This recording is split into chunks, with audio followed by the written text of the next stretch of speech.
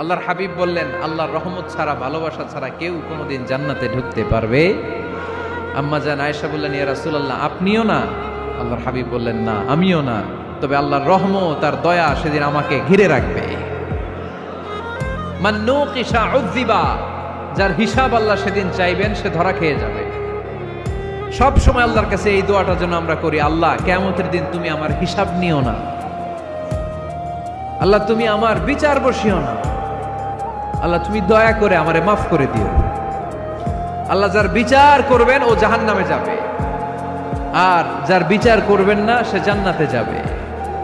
আল্লাহ যদি বিচার করে আর পাই টু পাই হিসাব নেয়, নামাজ পড়লি না কেন, রোজা রাখলি না কেন, মিথ্যা বললি কেন, খাদ্যে ভেজাল দিলি কেন, মাছে ফরমালিন দিলি কেন, যৌতুক খাইলি কেন, ঘুষ খাইলি কেন, উল্টাপাল্টা করলি কেন, জিনা করলি কেন, একটার পর একটা প্রশ্ন বানে যদি সেই ভয়ঙ্কর দিনে আল্লাহ আমাদেরকে জর্জরিত করে, আমাদের কোনো উত্তর আছে?